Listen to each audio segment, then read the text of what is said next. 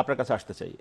আসলে কি গুপ্ত শিবিরের মানে যে অভিযোগটি সেই অস্তিত্ব আসলেই আছে কিনা, মানে কোন কোন জায়গায় এই গুপ্ত শিবির রয়েছে তারা কেন প্রকাশ্যে না, মানে আন্ডারগ্রাউন্ড রাজনীতির যে অভিযোগ সেটি থেকে কেন বের হয়ে আসতে পারছে না ছাত্র শিবির? জি, আপনাকে ধন্যবাদ জানাচ্ছি, আমাদের সম্মানিত অতিথি এবং দর্শকদেরকে ধন্যবাদ জানাচ্ছি। গুপ্ত শিবির বা গুপ্ত সংগঠন নামে আমাদের সম্মানিত রাকিব ভাই যে কথাগুলো বললেন, অভিযোগ বলেছেন, এটা আসলে ওনারা মুখস্থ করেছেন। আমার কাছে মনে হয়েছে যে ওনারা পলিটিক্যাল যে এজেন্ডা ঠিক করা দরকার একটি ছাত্র সংগঠনে, সেটা ঠিক করতে না পেরে ওনারা এই এজেন্ডাটা কি নিয়েছেন। তো এক্ষেত্রে আমি একটি গল্প দিয়ে শুরু করতে চাই। আমি যখন ফার্স্ট টাইম ঢাকায় এসেছি, তো একবার সদরঘাট থেকে মিরপুর যাচ্ছিলাম। আপনি জানেন যে ফার্ম গেট এলাকায় ওই যারা হচ্ছে ছিনতাইকারী, এদের একটা চক্র থাকে। আপনাদের অভিজ্ঞতা থাকতে পারে, রাকিব ভাইয়ের ভালো অভিজ্ঞতা থাকতে পারে এই বিষয়ে। তো সেখানে যখন গিয়েছি, জানলার পাশ থেকে মোবাইল টান দেওয়া হয়। তো টান দেওয়ার পর দেখা যাচ্ছে যে বাহিরে এবং ভিতরে, অর্থাৎ গাড়ির ভিতর থেকেও একটা গ্রুপ এই চোর চোর ছিনতাইকারী বলে চিৎকার দিয়ে ওঠে। তো দেখা গেল পরে যারা ভিতর থেকে চিৎকার দেয় তারাও ছিনতাইকারী, যে মোবাইল নিয়ে গেছে সেও ছিনতাইকারী, তার আশপাশে যারা থাকে সবাই ছিনতাইকারী। তো রাকিব ভাইয়ের গল্পটা মানে গুপ্ত বলাটা আমার কাছে কেন জানি সেটার সাথে বেশ সিমিলার মনে হয়, যে গুপ্ত গুপ্ত। এখন আসেন, আমি যদি রাকিব ভাইকে প্রশ্ন করি যে গত 15 বছর ওনাদের কাউন্সিল কতটি হয়েছে, কতটিতে কমিটি আছে, ইভেন এই 5ই আগস্টের পরে যে বাংলাদেশ, এখানে তো ওনারা কাউন্সিল দিতে পেরেছেন। আমি ওনাকে প্রশ্ন করতে জানি কতটি শাখায় কাউন্সিল দিতে পেরেছেন। ছাত্র শিবির মতো একটি সংগঠন, আমরা সোহরাওয়ার্দী উদ্যানে আমাদের সদস্য সম্মেলন করেছি ডিসেম্বর 31 তারিখ। জাস্ট 11 দিনের ব্যবধানে আমাদের 132টি শাখা, সব জায়গায় আমরা কমিটি দিয়েছি এবং কমিটিগুলো আমরা সোশ্যাল মিডিয়া সহ সব জায়গায় প্রচার করেছি। এরপরে আসেন, আপনি যদি কার্যক্রমের দিক থেকে আসেন, যে ছাত্র শিবির একটা সায়েন্স ফেস্ট করেছে, তো এটা তো আলহামদুলিল্লাহ গোপনেই করেছি আমরা, ঠিক না? আপনারাও দেখেননি মিডিয়াতে, রাইট? এরপর হচ্ছে আমরা সদস্য সম্মেলন করেছি, আশা করি এটাও খুব গোপনে হয়েছে, আমাদের রাকিব ভাই এটা দেখেননি। আমরা আমাদের বইমেলায় স্টল আছে, আশা করি রাকিব ভাই সেটাও দেখছেন না, এটা ওনার চোখে আসে না। এরপরে আমরা ঢাকা ইউনিভার্সিটিতে ফ্রি মেডিকেল ক্যাম্প করেছি, প্রত্যেকটা হলে হলে সকল ছাত্ররা দেখেছে, শিক্ষার্থীরা দেখেছে, সবাই দেখেছে, সারা বাংলাদেশ সবাই দেখেছে, কিন্তু আমার রাকিব ভাই দেখেন না। এরপর হচ্ছে, আমি একটু শেষ করবো প্লিজ, যেহেতু ইস্যুটা হচ্ছে, এবং এটা আশা করি সলভ হয়ে যাবে আজকের পরে। যদি রাকিব ভাই এরপরে এই প্রসঙ্গটা আনে, তাহলে রাকিব ভাইকে আমি ওই চোরের গল্পের বাহিরে আসলে কোনোটাই আমি স্বীকৃতি দিতে পারবো না, সে চোরের গল্পটার মধ্যে আমাকে থাকতে হবে রাকিব ভাইকে নিয়ে। এরপর আমি যেটা বলবো, যে আমরা প্রত্যেকটা ইউনিভার্সিটিতে যাচ্ছি, আপনি খেয়াল করবেন, এবং আমরা সরাসরি ছাত্রদের মুখোমুখি হচ্ছি। মিট দ্য ব্রিলিয়ান্টস এবং আস্ক শিবির, নো শিবির, সবগুলো ক্যাম্পাসে আমরা এটা আয়োজন করছি, এবং ছাত্ররা আমাদেরকে ইচ্ছা মতো প্রশ্ন করতে পারছে। রাকিব ভাই এরকম কয়টা আয়োজন করেছে উনি বলবেন। দেন আমরা শিক্ষার্থীদেরকে নিয়ে অনেকগুলো বৃত্তি প্রকল্প চালু করেছি, বেশ কিছু প্রোগ্রাম সব জায়গায়, আমাদের প্রত্যেকটা ক্যাম্পাসে আমাদের প্রকাশনাগুলোর প্রদর্শনী হচ্ছে। তাহলে রাকিব ভাই কোন সেন্স থেকে, কোন যুক্তিতে গুপ্ত বলে, এটা রাকিব ভাই ভালো জবাব দিতে পারবে।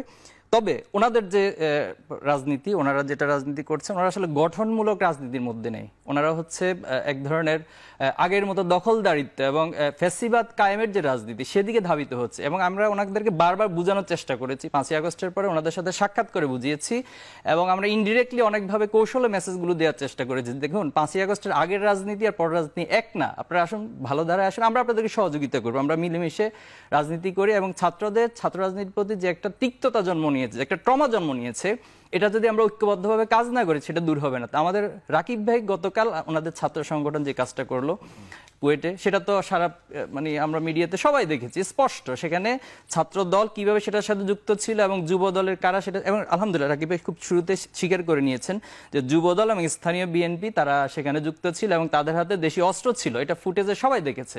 এখন তো আর 1990 সাল 80 সাল না, যেখানে সোশ্যাল মিডিয়া নেই, কারো হাতে মোবাইল নেই, শুধুমাত্র যদি ক্যাশ মানে যেটা ভিডিও ক্যামেরা সেটা ছাড়া কিছু নেই, বিষয়টা তা না, এখন তো সবকিছু সবার কাছে অবারিত। এরপরও রাকিব ভাইয়ের এই লজিকটা আসলে কোনো যুক্তি আমি মানতে পারছি না, এবং আশা করি আজকের দিনের পরে রাকিব ভাই এই সমস্ত শব্দ আর ব্যবহার করবে না। আর ওপেন সংগঠন হিসেবে উনি আমাকে এই উত্তরটা অবশ্যই দিতে হবে যে গত 15 বছর ওনাদের কাউন্সিল এবং ওনাদের কার্যক্রম কি ছিল, আর এই 6 মাসে ওনাদের কাউন্সিল এবং কি কি কার্যক্রম ওনারা করেছে, এই জাস্ট এই দুইটা বিষয় বললে আমরা ওপেন সংগঠনের সংজ্ঞাটা আশা করি আজকে ক্লিয়ার হয়ে যাবে। 1 মিনিটে জবাব নিয়ে আমরা 1 মিনিটে জবাব দেই।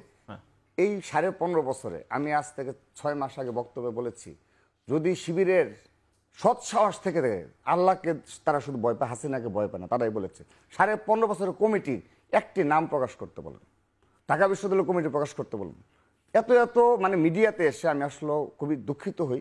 জগন্নাথ বিশ্ববিদ্যালয় কমিটি 15 বছরটা এখন দিতে পারবেন আমাকে। আমি নেক্সট ইয়েতে বলতে আমি চাচ্ছি প্লিজ আপনার সাথে কথা হয়, হোয়াটসঅ্যাপ নাম্বার রয়েছে, আপনার সবগুলো কমিটি দেবেন। আমার কমিটি চাচ্ছেন তো আমি আপনাকে কথা দিলাম এই মিডিয়া আপনি আমাদের অফিসে আসবেন, আপনাকে আমরা ইনভাইট করছি ছাত্র শিবির কেন্দ্রীয় অফিসে আসবেন, আপনাকে সকল কমিটি সকল থেকে দেওয়া হবে। আমি এখানে লাইভলি বলছি সবাইকে যে আপনি আমাদের অফিসে আসবেন, আমি সব কমিটি দিব। আপনি 10 বার রাকিব ভাই বলছেন, আমি আপনার একবার ইন্টারফেয়ার করিনি, আমি আপনাকে আবার বলছি। জি জি, থ্যাংক ইউ। আপনার হোয়াটসঅ্যাপ নাম্বার রয়েছে, আমি ছাত্র দলের সকল কমিটি এই যে সবার সামনে ঘোষণা দিলাম, সকল কমিটি এই 15.5 বছরের এই ফ্যাসিস্ট হাসিনার আমলে ঢাকা বিশ্ববিদ্যালয় জগন্নাথের সব কমিটি প্রকাশ করবো, আপনাকে দিব। আপনি কথা দেন যে আপনি আমাকে দিবেন, আপনি কথা দেন যে আমি একটু ভিডিও দেখাতে চাই। প্লিজ প্লিজ আমি আজকে একটা ভিডিও একটু দেখাবো আমি দর্শক। আচ্ছা প্লিজ, আচ্ছা তাহলে তো এই টক শো হয় না। না না না, এই বিষয়টা নিয়ে আমরা সে আমাকে মন্তব্য জানবো, চ্যালেঞ্জ করেছে। শিবিরের উপর দায় দিয়ে দেন রাকিব ভাই। জাহিদ ভাই আমি একটু মন্তব্যটা জানবো। আপনি আমাকে 10 বার রাকিব ভাই যাই কিছু ঘটবে আপনাদের, আপনারা অপকর্ম করবেন, সবকিছু করবেন, অপরাজনীতি করবেন, দায়টা আমি শিবিরের উপর মিডিয়ার সামনে আমি আবার বল, আমি অন্য প্রসঙ্গে যাব। তিনি আমাকে 10টা আমরা একটু হান্নান মাসুদের বক্তব্যটা নেই। না না না প্লিজ, আমারটা আমি আবারও বলছি, ওনারা বলুক, সমস্যা আমি আবারও দর্শকদের উদ্দেশ্যে বলছি, আমার 15.5 বছরের যতগুলো কমিটি আছে আমি এখান থেকে বের হয়ে 1 ঘন্টার মধ্যে আমি আপনাকে পাঠাবো। আপনি আমাকে কথা দেন, আপনি আমাকে কথা দেন যে আপনার 15 বছরের। জি জি আমি দিব, আপনি আমার অফিসে আসবেন, আমি আপনাকে দিব ইনশাআল্লাহ। আচ্ছা আচ্ছা, এটা যে কোনো জবাব হলো? ভিডিওটি না না না না, যে ভিডিওটি দেখালেন সেটি নিয়ে আপনার মন্তব্য জানবে, এটা কিন্তু সোশ্যাল না মিডিয়া। না, আমার যদি সে আমাকে প্রশ্ন করেছে না, আমি আমার কাছে জবাব চেয়েছে, তা আমি তো জবাব দিচ্ছি। আমরা ওই ভিডিও ক্লিপিংসে শুনতে পেলাম আপনি বলছেন। আমি বলছি প্লিজ, আমি ওটা আনসার দেব। দায় দিয়ে দাও, দায় দিয়ে দাও শিবিরের উপরে। আমি বলছি সেটা একটু ব্যাখ্যাটা দিবেন, তারপর আমরা একটু শুরু করব। আপনি আমার এটা চ্যালেঞ্জটা নেবেন না?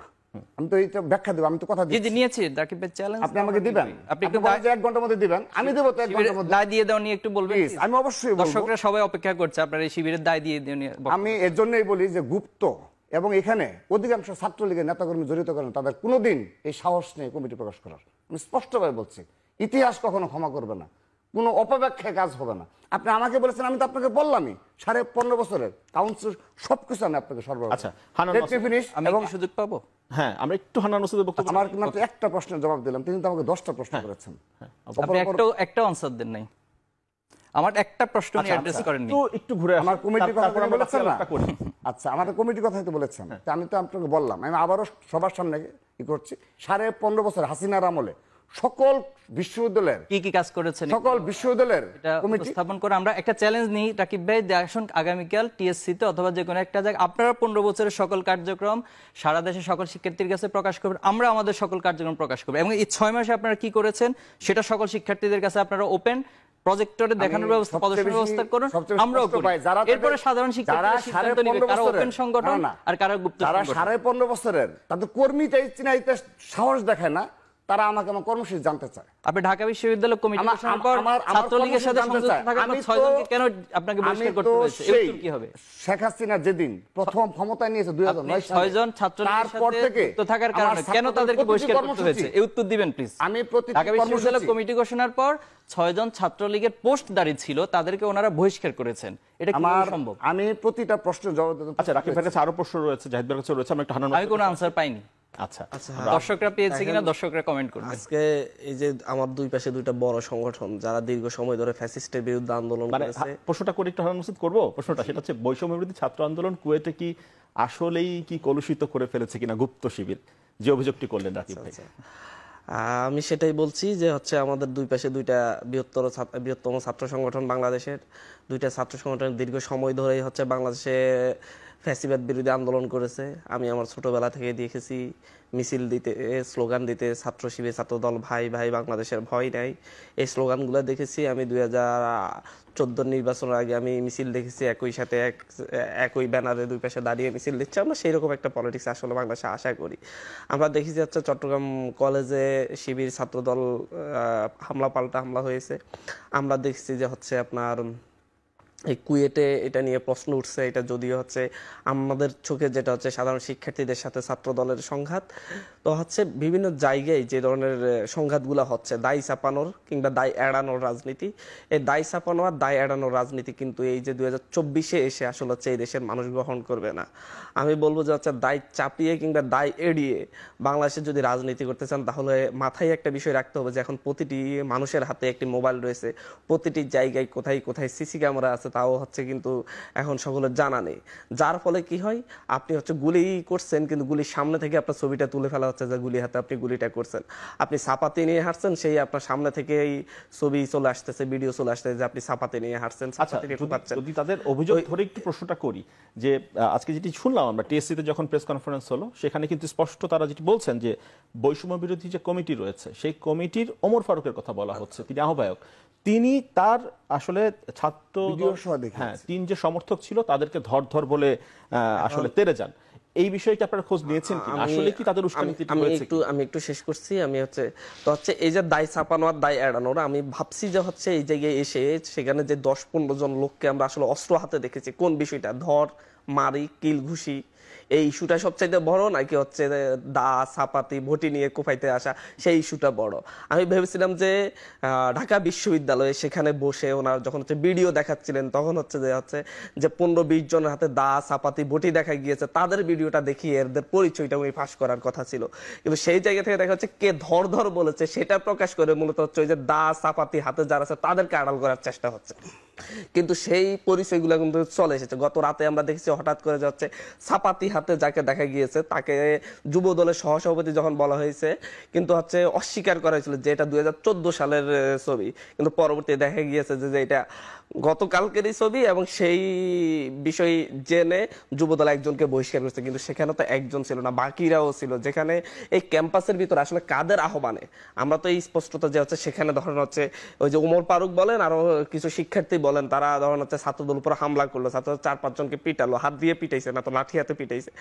তারপরে তাদেরকে যখন বের করে দিল সেখান থেকে এবার কেন হচ্ছে ক্যাম্পাসের বাইরে থেকে আমি একটু বলছি ক্যাম্পাসের বাইরে থেকে যখন অস্ত্র হাতে ছাপাতি হাতে তাদেরকে নিয়ে আসা হয় এদেরকে কারা ডাকছে? আপনি কথা বলতে দিলে আমি বলবো, না হলে না, আমি সেটা বলছি। আমি আপনাকে বলতেছি কথাটা, আমাকে শেষ করতে দিন। আচ্ছা, দা ছাপাতি হাতে এদের পরিচয়টা প্রকাশের চাইতে ওমর ফারুকের পরিচয়টা প্রকাশ যখন বড় হয়ে ওঠে তার মানে হচ্ছে আপনি ওই সন্ত্রাসীদেরকে আড়াল করে যে হচ্ছে সন্ত্রাস করে না তাকে আপনি হচ্ছে সামনে আনার চেষ্টা করছেন। এই বিষয়টাতে এইভাবে আমি আজকে দেখলাম যে হচ্ছে যুবদলের সহসভাপতি তাকে বহিষ্কার করা হয়েছে, কিন্তু দেখেন তাকে খুঁজে পাবেন কিন্তু হচ্ছে কোনো না কোনো বড় একজন নেতার আশ্রয় এখন ঠিকই আছে, তাকে পুলিশ ধরতে পারবে না, আইন শৃঙ্খলা বাহিনী তাকে খুঁজেই পাবে না। বিষয়টা যতজন মানে হচ্ছে আমি মনে করবো যে যতজনকে বহিষ্কার করেন তাদেরকে একই সাথে ধরে পুলিশে তুলে দেন, কারণ হচ্ছে তারা পরবর্তীতে আবারও একই ধরনের অপকর্ম করে।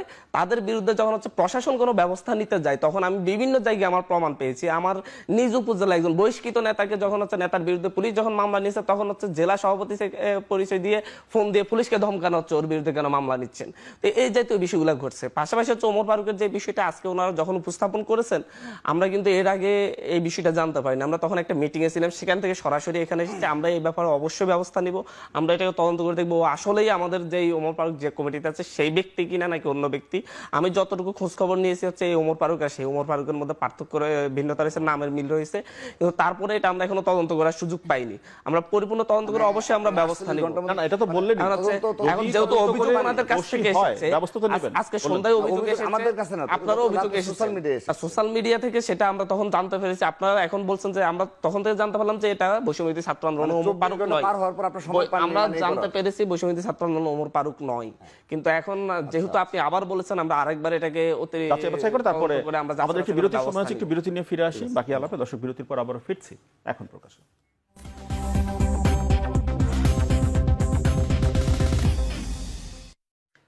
বিরতির পর আবারও ফিরে এলাম এখন প্রকাশ্যে, আলাপ করছি ছাত্রগণ প্রসঙ্গে। রাকিবুল ইসলাম রাকিব, আপনার কাছে আসতে চাই আলাপের এই প্রসঙ্গে। শুরু করেছিলাম যে গুপ্ত শিবির এই শব্দটি দিয়ে। এখন মানে আমরা দেখতে পাই যে জাহাঙ্গীরনগর বিশ্ববিদ্যালয়ে যখন আগের রেজিম ছিল তখন ছাত্র দলের ব্যানার ধরার মতো লোক পাওয়া যেত না, 5 থেকে 10 জন পাওয়া যেত। যখন রেজিম চেঞ্জ হলো আপনারা চটজলদি বড় একটি কমিটি দিয়ে দিলেন, 177 জনের কমিটি দিয়ে দিলেন। তো অনেকেই প্রশ্ন করছেন যে এটি কি গুপ্ত শিবিরের মতো গুপ্ত ছাত্র দল? জি ধন্যবাদ। এটা পুরোপুরি একটা ভুল ধারণা। আপনার এই যে বলেন যে ব্যানার ধরার লোক ছিল না, এটি গতকাল একজন বলেছেন। এটি আমাদের কাছে খুবই দুঃখজনক, কারণ তৎকালীন সময়ে তারা তো ছাত্রলীগ করতো এবং ছাত্রলীগের নেতা ছিল, পদধারী এবং সরাসরি ছাত্রলীগের সাথে তারা জড়িত ছিল। তাদের বক্তব্য এগুলি উঠে আসবে, সে কারণে তারা তো ছাত্রদল সম্পর্কে কোনো ধারণা রাখে না, যে কত কষ্টে অমানবিক জীবনযাপন করে এই ব্যানার ধরে রেখেছিল। তো জাহাঙ্গীরনগরের যে আমরা যে কমিটি দিয়েছি, তাদের কাছে জিজ্ঞেস করলেই তো হয় যে ভাই আমার কমিটিগুলো দাও। আপনি চাচ্ছেন তো শতাধিক নেতাকর্মীদের মিছিল জাহাঙ্গীরনগর বিশ্ববিদ্যালয়ের খুনি হাসিনার আমলে, সেটা আমি আপনাকে নাম সহ দেখিয়ে দেব। এবং আমাদের কিন্তু তাও কিছু নেতাকর্মী বাদ পড়েছে, সিনিয়র কারণে আমরা বাদ দিতে বাধ্য হয়েছি, এবং তারা কিন্তু দেখেন একটা প্রতিক্রিয়াও দেখিয়েছে ক্যাম্পাসে। তো সিনিয়র হয়ে তারা কি গুপ্ত থাকার কোনো সুযোগ ছিল কোনো? আর আমাদের সম্পর্কে এই অভিযোগ নেই। এখন আমি আবারও আমার প্রসঙ্গে ফিরে আসছি। যদি কুয়েটে বৈষম্য বিরোধী ছাত্র আন্দোলন একটা কমিটি ঘোষণা করেছে এবং সেই কমিটির ব্যানারে তারা মানববন্ধন করলো এবং সেই তারাই আমাদের উপর হামলা করলো, সূচনা করলো। তো বৈষম্য বিরোধী ছাত্র আন্দোলন তারা কমিটি ঘোষণা করে ছাত্র রাজনীতি করতে পারবে, আর ছাত্র দল সেখানে একটা সদস্য ফরম বিতরণ করতে পারবে না, যাদের ইচ্ছুক যারা নিতে পারবে। এটি কি বৈষম্য বিরোধী এর জন্য কি জুলাই আগস্ট আন্দোলন হয়েছে? এই প্রশ্নের উত্তর নেই, একটু হানান মাসুদের কাছ থেকে নেই একটু এটা, তারপর আবার আপনাকে দেই হানান ভাই একটু। দেখেন, বৈষম্য বিরোধী ছাত্র আন্দোলন কোনো ধরনের ছাত্র সংগঠন নয়, এবং বৈষম্য বিরোধী ছাত্র আন্দোলন এটাও বলছে না যে হচ্ছে কেউ ছাত্র রাজনীতি করতে পারবে না। বৈষম্য বিরোধী ছাত্র আন্দোলন জুলাই অভ্যুত্থানের মধ্য দিয়ে গড়ে ওঠা একটা অভ্যুত্থানের শক্তি, যে অভ্যুত্থানের শক্তিতে পরবর্তীতে হচ্ছে এটাকে যাতে কেউ পলিটিক্যালি ইউজ করতে না পারে, সেই জন্য হচ্ছে পলিটিক্যাল লোকজনকে বাদ রেখে বৈষম্য বিরোধী ছাত্র আন্দোলন কমিটিগুলো করা হয়েছে। ধন্যবাদ। এবং হচ্ছে এই জায়গা থেকে বৈষম্য বিরোধী ছাত্র আন্দোলন বলছে যে হচ্ছে ছাত্র রাজনীতি হবে, তবে সেটা লেজুর ভিত্তিহীন, যে ছাত্র দলের সাথে হাতাহাতি হবে, ছাত্র শিবিরের সাথে হাতাহাতি হবে, কিন্তু ছাত্র দলের সাথে হাতাহাতি হলে সেই জন্য যুব দল, স্বেচ্ছাসেবক দল কিংবা হচ্ছে বিএনপি গিয়ে সেখানে গিয়ে হামলা করবে না অস্ত্র শস্ত্র নিয়ে। আমরা বলছি সেই ছাত্র রাজনীতির কথা, যে হচ্ছে কথা কাটাকাটি হবে, শিবিরের সাথে কথা কাটাকাটি হবে, কিন্তু শিবিরের সাথে কথা কাটাকাটি হলে শ্রমিক কল্যাণ ফেডারেশন, যুব কল্যাণ ফেডারেশন কিংবা হচ্ছে জামাত গিয়ে অস্ত্র শস্ত্র নিয়ে সেখানে হাজির হবে না। এই রাজনীতিটাই কিন্তু বৈষম্য বিরোধী ছাত্র আন্দোলন ছাড়ছে। বৈষম্য বিরোধী ছাত্র আন্দোলন থেকে অলরেডি একটি ছাত্র রাজনীতি, লেজুর ভিত্তিহীন ছাত্র রাজনীতির উত্থান হতে যাচ্ছে।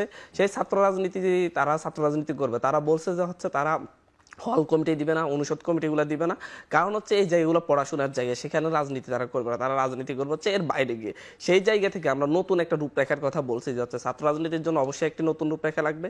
আপনি 1990-এর দশকে, এরপর হচ্ছে 2000 তারপরের সময়টাতে 2024-এর আগ পর্যন্ত আপনারা যে রাজনীতিটা করে আসছেন সেটা ব্যর্থ হয়েছে। সেটা 91 থেকে ছাত্র সংসদগুলোকে বন্ধ রেখে, ছাত্র সংসদগুলোকে বন্ধ রেখে হচ্ছে আপনি দখলদারিত্বের রাজনীতি করেছেন। গণরুম গেস্ট রুম তো শুধু ছাত্রলীগের আমলে না, ছাত্রদল যখন ক্ষমতা ছিল তখন তারাও চলমান রেখেছে, এবং ক্যাম্পাসে ক্যাম্পাসে হামলা, সংঘাত, এক গ্রুপ, দুই গ্রুপ, সভাপতি গ্রুপ, সেক্রেটারি গ্রুপ কিংবা অন্যান্য গ্রুপের মধ্যে কমিটি নিয়ে হামলা হয়ে লাশ পড়েছে, অনেকগুলো লাশ পড়েছে। সেখান থেকে বের হয়ে আসবেন আপনারা, সেখান থেকে বের হয়ে এসে আমরা বলছি নতুন রাজনীতির রূপরেখা দরকার। সেই কারণে আমরা ছাত্র দল, ছাত্র শিবির, আরো অপরাপর যত ছাত্র সংগঠন আছে সকলকে নিয়ে বসার জন্য আমরা আহ্বান করেছি। আমরা বলেছি আমরা সবাই মিলে বসবো, বসে একটা নতুন রাজনীতি 24 পরবর্তীতে ছাত্রদের আকাঙ্ক্ষা অনুযায়ী নতুন একটি রূপরেখা আমরা তৈরি করি। সেই জায়গা থেকে ছাত্রদল আমাদের ডাকে সাড়া দেয়নি, বড় বৃহত্তম একটি ছাত্র সংগঠন যখন সাড়া দেয়নি, অথবা ওনারাও এই উদ্যোগ নেন নাই, ওনারাও যদি এই উদ্যোগ নিতেন যে ঠিক আছে এতদিনের যে ধারার ছাত্র রাজনীতি চলেছে সেই ছাত্র রাজনীতি ব্যর্থ হয়েছে, সেটা ওনারাও বলেন, সবাই বলে, আমরা নতুন ধারার ছাত্র রাজনীতি করার জন্য আলাপ আলোচনা করে একটি রূপরেখা তৈরি করি। এটা একটা জাতীয় ঐক্য, যেমন ভাবে রাজনৈতিক দলগুলো বসে আলাপ আলোচনা করে ভবিষ্যৎ শেষ করি আমি 30 সেকেন্ড। সেই জায়গা থেকে যখন আমরা আহ্বান করছি, ওনারা যেমন আমাদের ডাকেও সারা দেননি, নিজেরা উদ্যোগ নেননি, কিন্তু তার পরবর্তীতে দেখতেছি অলরেডি চট্টগ্রাম কলেজ, কুয়েট সহ আরো অনেকগুলো শিক্ষা প্রতিষ্ঠানে দেখা যাচ্ছে সে আগের মতো দখলদারিত্বের রাজনীতির দিকে অগ্রসর হচ্ছেন। তার মানে নতুন ধারার ছাত্র রাজনীতি আসলে ছাত্রদল চাচ্ছে না।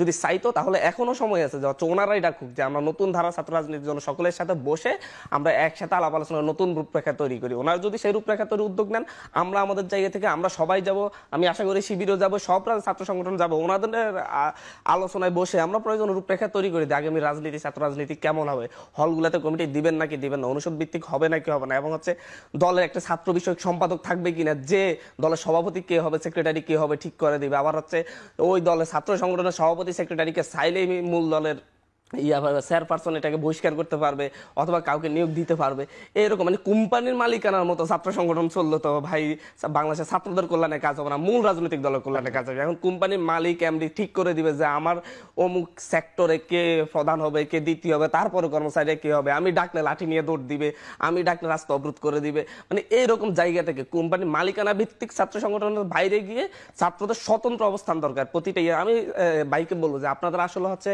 কাউন্সিল হয় কিনা, কাউন্সিল করে কি আপনারা ছাত্র নেতা নির্বাচন করেন, তাহলে কাউন্সিল কারা, আপনাদের কাউন্সিলর গুলা কারা, যে হচ্ছে কারা আপনাদেরকে ভোট দিয়ে নির্বাচন করে। কিন্তু দেখা যাচ্ছে হচ্ছে বিএনপির রুহুল কবির রিজভির স্বাক্ষরিত ইয়ার মাধ্যমে কিন্তু ওনাদের কমিটিটা হয়েছে। তো মূল দল যদি এভাবে কমিটি দেয় তাহলে তো তাদের লাঠিয়াল বাহিনী হিসেবে ব্যবহার হবে। এই ছাত্র রাজনীতি থেকে বের হয়ে আসতে পারলে আগামীর ছাত্র নিতে ভালো হবে। না হয় যেটা এখন দেখেছেন গতকালকে যুব দল স্বেচ্ছাসেবক দল গিয়ে অস্ত্র দিয়ে মারামারি করেছে, অস্ত্র নিয়ে হামলা করেছে, ওনাদের সাথে একটা হামলা হয়েছে, সামনের দিনে গুলি নিয়েও হাজির হবে, এটা স্বাভাবিক ব্যাপার হয়ে দাঁড়াবে। আমাকে আর বলার প্রয়োজন আছে? আমাকে তো দিয়েছিলেন, এখন তো 7 মিনিট হয়েছে, আর বলেন আমাকে প্রশ্ন করেন, সমস্যা নেই। রাকিব ভাই কি কোশ্চেন করতে পারি? জি, আমি বলছি প্লিজ, আমি এটা আনসারটা দিই। আচ্ছা জাহিদ ভাই প্রশ্নটা না একটু না নিয়ে না নিই। না, জাহিদ আমি ভাই প্রশ্ন বলছি করতে চেয়েছেন? আমার যে প্রশ্নটা বলা হলো তো তিনি তো ব্যাখ্যা দেন 7 মিনিট, আমি আবার বলছি বৈষম্য বিরোধী ছাত্র আন্দোলন ব্যানারকে তারা নিজেরা বারবার নিরপেক্ষ, এটা কোনো ছাত্র সংগঠন না, রাজনৈতিক সংগঠন না। আচ্ছা, তাহলে ডক্টর ইউনূস সাহেব প্লিজ মানে প্লিজ, ডক্টর ইউনূস সাহেব যে রাজনৈতিক দলগুলো ডাকলো, রাজনীতি বহালের পক্ষে রাকিব ভাই ডাকতে চান, কিন্তু সেখানে তো আসলে ছাত্র, আমি কি আমার কথা বলতে পারি? হ্যাঁ অবশ্যই। জি প্লিজ। সেটি হলো যে আপনি আমাকে যে প্রশ্নটা করেছিলেন এবং আমাকে বাদ দিয়ে তাকে দিয়েছেন, তো আমি বলি তিনি যে ব্যাখ্যাটা দিলেন, তো এই ব্যাখ্যাটা তো আমরা ইউটিউবে সারাদিন এগুলোই শুনি এবং একই বয়ান। ডক্টর ইউনূস সাহেব তিনি যে রাজনৈতিক দলগুলোকে ডাকলেন, সেখানে জাতীয় নাগরিক কমিটি, হাসনাত আব্দুল্লাহ সহ তারা যে অ্যাটেন্ড করলো, সেটি কোন প্রোটোকলে? সেটি তারা কি সেখানে বলেছে না আমরা অরাজনৈতিক সংগঠন, আমাদেরকে কেন ডাকেন, আমরা কেন যাব? তারা বলেছে ও মধু খাওয়ার সময় ওকে, আর যখনই হবে এটা তো মানে আমরা জাস্ট মানে, কিন্তু এগুলো কিন্তু ঐতিহাসিকভাবে দলিল হয়ে থাকবে। এই যে বক্তব্যগুলো যে আমরা অরাজনীতিক, কিন্তু কাজ করবো সব রাজনীতিক। আপনি লক্ষ্য করে দেখেন বৈশ্ববিদ্যালয় ছাত্র আন্দোলন বলছে আবার নতুনভাবে আবির্ভূত হচ্ছে, ওকে আমরা তো ওয়েলকাম জানাচ্ছি এবং শুরু থেকেই, এবং আগামী তো জানিয়ে যাব। তারা যে সারা দেশে কমিটিগুলো দিল, সেই কমিটিগুলো কি হবে? সারা দেশে তো কমিটি দিয়েছে, জেলা বিভিন্ন শিক্ষা প্রতিষ্ঠানে বৈষম্য ছাত্র আন্দোলন কমিটি ঘোষণা করে, কুয়েটে বৈষম্য ছাত্র আন্দোলন কমিটি ঘোষণা হয়েছে। তো সেগুলোর কি পরিণতি হবে নতুন হলে? তারা যে স্টাইলে চলছিল, তো সেখান থেকে বের হয়ে তারা আবারও নিজেদেরকে অরাজনৈতিক সংগঠন হিসেবে দাবি করছে। তো এখন তারা দাবি করে এটিকে ছাত্র সমাজ এবং অপর যে ছাত্র সংগঠন রয়েছে তারা কি মনে করে কিনা, এগুলো তো ভাবার মতো বিষয়। তো সেজন্য অ্যাক্টিভিটিসে বলে যে না, তারা অবশ্যই একটি পুরোপুরি রাজনীতিকরণীয় হয়েছে এবং বৈশ্ববিদ্যালয় ব্যানারকে তারা রাজনীতিকরণ ইতিমধ্যে করে ফেলেছে। তা না হলে জুলাই আগস্টে যে ঐক্য ছিল, এখন কেন সেই ঐক্য হয় না? সেই প্রশ্নটার জবাব একটু নিব জাহিদ ভাইয়ের কাছ থেকে। কেন জাহিদ ভাই, মানে আপনাদের যে ঐক্য ছিল গণঅভ্যুত্থানের সময়, সেই আমি অনেকগুলো কথা বলেছি যে কাদেরকে ফ্যাডের মধ্যে কমিটি হবে, ছাত্রদল কিভাবে চলবে, সেই বিষয় নিয়ে কিন্তু কথা নেই। আসলে হচ্ছে আলোচনা আসে না, কেন রুহুল কবির রিজভী সাইনে, কেন ওনাদের কেন ঠিক করে ছাত্ররা কোথায় ক্ষমতাশালী, তাদের রাজনৈতিক বয়স হলো 8 মাস, তারা এই পার্টি সকল ভুল ধরে সুন্দরভাবে একটা বয়ান তৈরি করে রুহুল কবির রিজভী ভাইয়ের নেতৃত্বে সিগনেচার কমিটি হয়েছে। হ্যাঁ ট্রু, অস্বীকার করার কোনো সুযোগ নেই। আমরা বিএনপির সহযোগী ছাত্র সংগঠন। এখন দেখেন এটা কিন্তু হাইকোর্টের রায় আছে, এটা কেউ মানছে না, বুঝছেন? আচ্ছা, আপনার প্রতিটা কথায় অবজেকশন হচ্ছিল, আমি তো কথা বলিনি, আমি বলি। ভাই বলেন ভাই। সেটি হলো না বললে হবে, ভাইরা বলুক, অসুবিধা নেই। জি, আমাদের যে ছাত্র সংগঠন হিসাবে যেভাবে আমাদের চলার কথা সেভাবে আমরা চলছি। এখন তাদের অন্তর্জালাটা কোথায়? অন্তর্জালা হলো এই কুয়েটে যে একটা সুন্দরভাবে একটা প্ল্যান ওয়াইজ একটা নাটক মঞ্চস্থ করা হয়েছে এবং প্ল্যান ওয়াইজ এখানে আপনার হামলার এবং একটা বড় ধরনের সংঘর্ষের ঘটনার একটা প্ল্যান ওয়াইজ করা হয়েছে। তো এগুলো তো বাস্তবায়ন হয়নি সারা দেশে 7 মাসে। ছাত্রদল তো সেগুলো করছে না।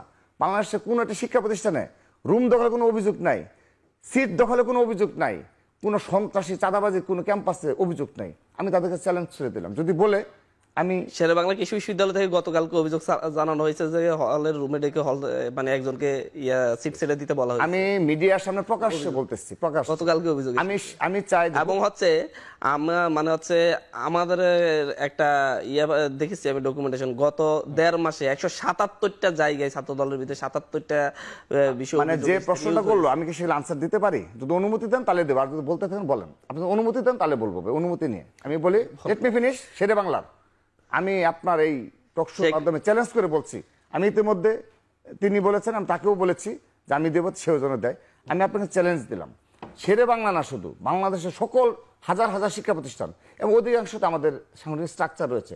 আমি আজকে এই টক শোর মাধ্যমে চ্যালেঞ্জ ছুড়ে দিলাম তাদেরকে, যেখানে সমস্যা হবে আপনি আমাকে বলবেন। চ্যালেঞ্জ কত রাকিব ভাই? মানে চ্যালেঞ্জ তো অনেক ছুড়ে দিচ্ছে ভাই আমি কি বলতে পারি? যাচ্ছে আসলে আমি কি বলতে পারি? হ্যাঁ অবশ্যই, অবশ্যই বলতে পারেন। তাহলে আপনি এটা নিয়ম করেন যে একজনের কথা ইন্টারফেয়ার করা না, না, আমি দুজন মিলে তো বলেছি ইন্টারফেয়ার করে। যে, হ্যাঁ। অতীতে সাদ্দাম আর হলো আওয়ামী লীগের যারা আছে তাদের সাথে যেতে হতো, আর এখন তো তাদের তো একই পিঠ, একসাথে যেতে হচ্ছে। তারপরও যদি কথায় দুজন মিলে যদি ইন্টারফেয়ার করে, এটা তো প্ল্যান ওয়াইজ না, তারা প্রশ্ন করছেন, আপনি না। আমি আমার আনসারটা শেষ করব, তারপরে প্রশ্ন থাকলে আমি সব প্রশ্নের আনসার দেবো। আমি আরেকটা চ্যালেঞ্জ ছুড়ে দিচ্ছি বৈষম্যবিরোধী ছাত্র আন্দোলনের আমার প্রিয় ভাইকে, সেটি হলো শুধু শেরে বাংলা না, বাংলাদেশে কোথাও যদি কোনো শিক্ষা প্রতিষ্ঠানে যদি হয় আপনি আমাকে বলবেন, আমার সেক্রেটারি আছে, আমরা সরজমিন গিয়ে সেটা আপনাকে লাইভে প্রমাণ দেবো যে আমরা এটাকে প্রশ্রয় দিচ্ছি কিনা, কয়েক হাজার ইয়েতে। এরপরে যদি বলেন তার মানে অবশ্যই আপনাদের উদ্দেশ্য রয়েছে, এবং আমরা যে সন্দেহ করছি যে আপনাদের পেছনে বড় ধরনের কোনো অসৎ উদ্দেশ্য রয়েছে। যেমন আব্দুল হান্নান মাসুদ সাহেব, তিনি এমপি লোক শুরু করবেন, তিনি অলরেডি শোডাউনে দিয়েছেন অলরেডি। এখন এগুলো বাস্তবায়ন করতে গিয়ে তিনি কিন্তু আর এলাকায় যাচ্ছেন না, ঢাকায় বসে বসে তিনি মনে করছেন তিনি এমপি হয়ে যাবেন। তার পেছনে অবশ্যই কোনো শক্তি রয়েছে, তা না হলে যে এমপি হতে যাবে তাকে তো যেতে হবে। তিনি অলরেডি গিয়েছেন এবং সেই শোডাউন দিয়েছেন এবং সেই মিডিয়াতে এসেছে। তো তাকে যদি জনপ্রতিনিধি হতে হয় আপনাকে যেতে হবে মাঝে মধ্যে। আমাদের একটা বিরতির সময় হচ্ছে, বিরতির পর ফিরে এসে জাহিদ ভাইয়ের কাছে আসতেই হবে আমার। সেই প্রসঙ্গে অনেকগুলো প্রশ্ন রয়ে গেছে তার কাছে। দর্শক, বিরতির পর আবারও ফিরছি এখন প্রকাশে।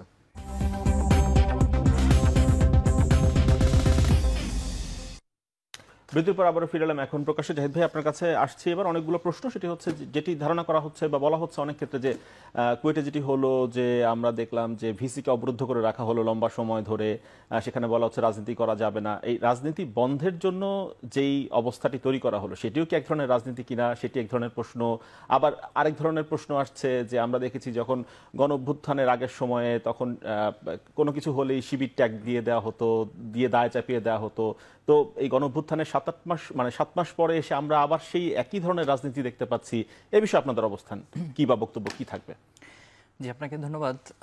প্রথমত হচ্ছে রাকিব ভাইয়ের কাছে প্রশ্ন যেটা ছিল যে উনি জাহাঙ্গীরনগর বিশ্ববিদ্যালয় কমিটির কথা বলেছেন। আমাদের কাছে প্রাপ্ত তথ্যপত্রের আলোকে সেখানে ওনাদের কমিটির 13 জন ছিল যারা কোনো না কোনোভাবে ছাত্রলীগের সাথে সম্পৃক্ত ছিল। তো কুয়েটে যেটি ঘটেছে আসলে দেখুন, শিক্ষার্থীদের একটা সেন্টিমেন্টগত বিষয় আছে। আপনি যদি বুয়েটের কথা চিন্তা করেন, যখন আবরার ফাহাদকে হত্যা করা হলো তখন কিন্তু সেখানকার শিক্ষার্থীরাই এ দাবি তুলেছিল যে তারা ছাত্র রাজনীতি চায় না। তো কেন চায় না, এই কোশ্চেনগুলোর আনসারের মধ্যে আসলে আমাদের এই বর্তমান পরিস্থিতিগুলো করে। আমি একটা পরিসংখ্যানের কথা বলছি, একটা আর্টিকেলে সেটা পেলাম। সেটা হলো খুলনা ইউনিভার্সিটিতে ছাত্র রাজনীতি শুরু থেকে নিষিদ্ধ, এবং সেখানে তাদের স্টুডেন্টদেরকে কোশ্চেন করা হয়েছিল একটা সার্ভেতে যে আপনারা কেন খুলনা ইউনিভার্সিটি বেছে নিয়েছেন। সেখানে মোর দেন 60% স্টুডেন্ট তারা বলেছে যে এই ক্যাম্পাসে ছাত্র রাজনীতি নেই, এই কারণে আমি খুলনা ইউনিভার্সিটিকে বেছে নিয়েছি। তাহলে রাকিব ভাইরা কি আজকে এই বিষয়গুলো কি অবজার্ভ করছেন? কেন ছাত্র রাজনীতির প্রতি এত ট্রমা তৈরি হলো শিক্ষার্থীদের, কেন এই ভীতিগুলো তৈরি হলো? সেটা 15 বছরের ফ্যাসিবাদের যে ছাত্র রাজনীতি, সেটা পাশাপাশি তার আগেও কিন্তু অনেক কিছু ঘটেছে। সেই বিষয়গুলোকে যদি আমরা এখন পুনরাবৃত্তি করি, আবার যদি সেই একই যাত্রায় ফিরে যাই, তাহলে শিক্ষার্থীরা আসলে এই দাবি তুলবে। তারা যেটি বলছেন, ছাত্র রাজনীতি নিয়ে তারা যেটি বলতে চাইছেন একটু যুক্ত করে দিই। বলতে চাইছেন যে যেহেতু বৈষম্য বিরোধী কমিটি রয়েছে, আপনারা গোপনে সেই বৈষম্য না আমাদের কমিটি বৈষম্য বিরোধী বিষয়ে তো উনি ব্যাখ্যা দিয়েছেন। আর বাকি যেটা সেটা হচ্ছে যে চালিয়ে আমরা আপনার মনে আছে জুলাই বিপ্লবের সময় সংগঠনে এরকম অভিযোগ তাদের জুলাই বিপ্লবের সময় অর্থাৎ জুলাই আন্দোলনের সময় ছাত্রলীগের একটা টার্ম ছিল, আপনার মনে আছে কিনা, চালিয়ে দিন। তো ঠিক একই জিনিসের পুনরাবৃত্তি আজকে আমাদের রাকিব ভাই করলেন যে দায় শিবিরকে দিয়ে দাও। তো এটার মধ্যে পার্থক্যটা আসলে কোথায়? এটা কেন বলেছি, খুলনা বিশ্ববিদ্যালয় থেকে একটু শুনি। খুলনা বিশ্ববিদ্যালয়ের আমাদের যে ছাত্র শিবিরের রানিং সেক্রেটারি, আচ্ছা আমি খুলনা বিশ্ববিদ্যালয়, তিনি কিন্তু ব্যাখ্যা দিলেন যে খুলনা বিশ্ববিদ্যালয়ে রাজনীতি নাই। উনি শেষ করলে আমি সময় দিচ্ছি। খুলনা বিশ্ববিদ্যালয়ের আমি বলেছি কেন। স্টুডেন্ট হলো আসেন, আমাদের এখন আসেন, ছাত্র শিবিরের রাজনীতি running আমি একটু secretary। বলতে চাই, ছাত্র রাজনীতিটা আসলে কেন, এই কোশ্চেনের আনসারটা হচ্ছে যে যেখানে শিক্ষামূলক একটা চর্চা হবে, সবার ভিতরে শিক্ষামূলক এজেন্ডা নিয়ে সবাই হাজির হবে, সবার মধ্যে সেবামূলক এজেন্ডা নিয়ে হাজির হবে, এখান থেকে রাজনৈতিক সচেতনতা তৈরি হবে, ভবিষ্যৎ রাজনীতি নেতৃত্ব তৈরি হবে, জাতিকে যারা লিড দিবে, পৃথিবীর বুকে যারা বাংলাদেশকে লিড করবে তারা এখান থেকে তৈরি হবে। এই জন্যই তো ছাত্র রাজনীতি। কিন্তু আপনি সেই আবার দৃশ্যগুলো তো আমাদেরকে গতকাল দেখালেন, যেটা আমরা ইতিপূর্বে ছাত্রলীগের ক্ষেত্রে দেখেছি। যেমন আজকে আপনার প্রাইভেট ইউনিভার্সিটিতে একজনকে পাওয়া গেল যে তিনি হচ্ছেন ডেপোর্ট ইউনিভার্সিটি, তিনি ব্যাগে করে দেশীয় অস্ত্র নিয়ে এসেছেন এবং তিনি ছাত্র দলের কর্মী হিসেবে পরিচয় দিয়েছেন। এটির ব্যাখ্যা তাহলে দিচ্ছি। ছাত্র রাজনীতি আপনি নোটে রাখুন, please, Okay, ব্যাখ্যা দিবেন, দর্শকরা আপনার ব্যাখ্যা শোনার জন্য ওয়েট করবে। আরো অনেক কোশ্চেন ছিল ব্যাখ্যা, কিন্তু দর্শকরা পেয়েছে কিনা তারা বলবে। তো এই যে আবার পুনরাবৃত্তিতে আমরা যাচ্ছি, কে যাচ্ছে, এটা কি বোঝার জন্য কি খুব বেশি আমাকে অ্যানালাইসিস করার প্রয়োজন আছে? এটা তো খুব দৃশ্যমান দেখা যাচ্ছে, সবাই সেটা বলছে যে কারা করছে। তিনি দায়ও স্বীকার করে নিয়েছেন যে গতকালের ঘটনা যুব দল, এরপরে স্থানীয় যারা বিএনপি ছিল তারা জড়িত ছিল, এবং তাদেরকে ডেকে কে নিয়ে আসছে সেটার প্রশ্ন তো আমাদের হানান মাসুদ তিনি করেছেন, সে উত্তর তিনি দিবেন। এখন আসুন যে ঐক্য বিনষ্টের যে জায়গাটা, এটা কার কারণে হচ্ছে? আমরা যদি জুলাই স্প্রিট আসলে কি, রাকিব ভাইকে প্রশ্ন করি, উনি পয়েন্টগুলো বলবেন, কোশ্চেনটা একটু রাখুন। জুলাই স্প্রিটটা আসলে কি ছিল? সবাই ঐক্যবদ্ধ ছিল যে সবার প্রতি জুলুম করা হচ্ছে, সবাই এক ধরনের মাজলুম, তো জালিমের বিরুদ্ধে লড়ে যাবে। আমি একটা উদাহরণ দিচ্ছি, যখন জুলাই আন্দোলন চলছিল আমি বাজারে গিয়েছিলাম, তো একজন সবজি বিক্রেতা তিনি আমাকে বলছেন যে আমাকে দ্রুত বিক্রি শেষ করে ক্লোজ করে রাস্তায় যেতে হবে, আন্দোলনে যেতে হবে। আমি ওনাকে কোশ্চেন করেছিলাম যে কেন আপনি যাবেন, আপনি তো সামান্য একজন সবজি বিক্রেতা। বললো দেখুন, যেখানে আমাদের ছোট ছোট বাচ্চাদেরকে, শিক্ষার্থীদেরকে মেরে ফেলতেছে, সেখানে আমি কেন এখানে বসে থাকবো? আমি বললাম যে সেখানে তো গেলে গুলি করে দিবে, আপনি তো মারা যেতে পারেন। বলে যে এগুলো মরণকে আমরা ভয় পাই না। তাহলে এই যে স্পিরিটগুলোর মধ্য দিয়ে, এত শাহাদাতে, এত রক্তের মধ্য দিয়ে আমরা জুলাই পেয়েছি, তো সে জায়গায় এসে আজকে ঐক্য বিনষ্টটা কার কারণে হচ্ছে, এটা তো সব দৃশ্যমান। আমরা রাকিব ভাইদের সাথে 5ই আগস্টের পরে দেখা করার কথা ছিল, তো উনি আমাদেরকে সময় নিয়েছেন, সময় নেওয়ার পর আমরা কিন্তু নয়াপল্টন অফিসে গিয়ে দেখা করে এসেছি, কিন্তু সেটা মিডিয়াতে ওনারা আসতে নিষেধ করেছেন যে এটা যেন মিডিয়াতে প্রকাশ না পায়। এরপরেও আমরা অনেকবার ওনাদেরকে নক করেছি, আসুন একটু বসি, আমরা কিভাবে করে ছাত্র রাজনীতি একটা নয়া স্বরূপ আমরা তৈরি করতে পারি। ওনারা আমাদের ডাকে সাড়া দেন। এরপরে বৈষম্য বিরোধী মাঝখানে একটা কর্মসূচি ঘোষণা করে সেখানে ওনাদেরকে ডেকেছে, ওনারা আসেননি। তাহলে ঐক্যটা কার কারণে বিনষ্ট হচ্ছে আপনি আমাকে একটু বলুন এটা।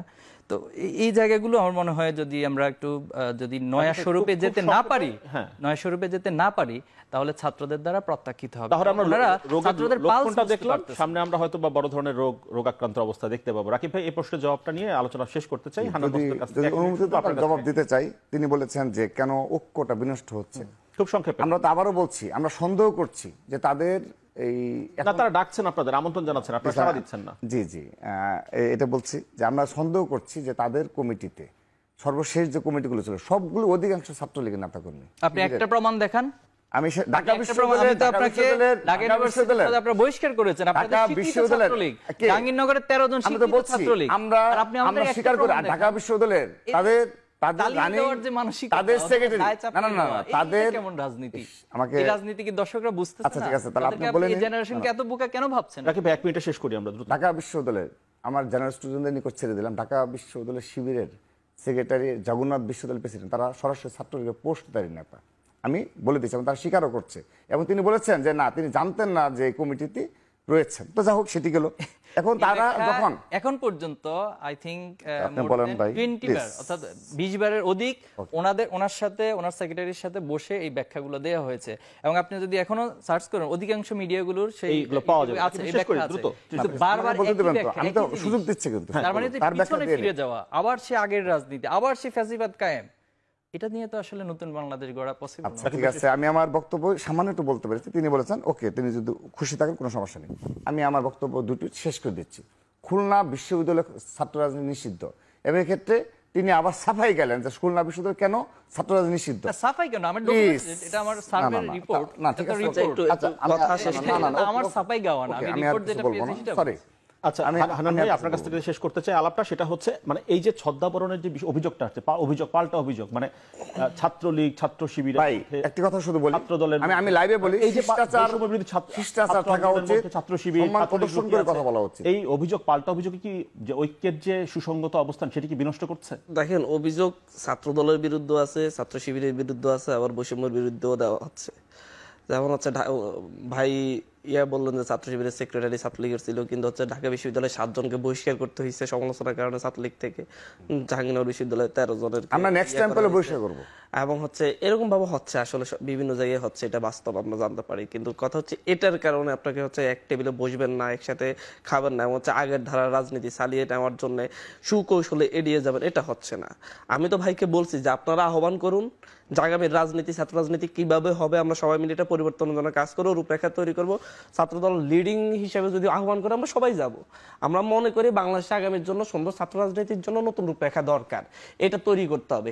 এই তৈরির ক্ষেত্রে সবচাইতে বড় বাধা হিসেবে আমাদের চোখে এখন পর্যন্ত ছাত্রদল, কারণ ওনারা না হচ্ছে আমরা ডাকলে আসতেছেন, বিভিন্ন অজুহাত দেওয়া হচ্ছে, ছোট ছোট অজুহাত দিয়ে মানে জাতীয় এই বিষয়টাকে, যে জাতীয় ঐক্যমতের ভিত্তিতে একটা রূপরেখা তৈরি করতে হবে, এটাকে মানে হচ্ছে মুছে দিতে চাচ্ছেন।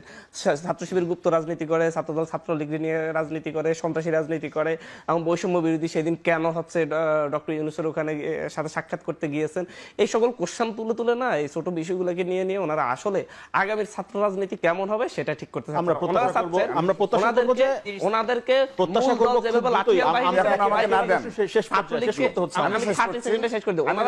ছাত্রলীগকে যেভাবে শেখ হাসিনা লাঠিয়াল বাহিনী হিসেবে ব্যবহার করছে আওয়ামী লীগ, ঠিক একইভাবে আমি আমার শেষ 2 সেন্টেন্স বলতে চাই, যদি অনুমতি আর যদি মনে করেন না, তাহলে নেক্সট টাইম আর এইভাবে রাখবেন না।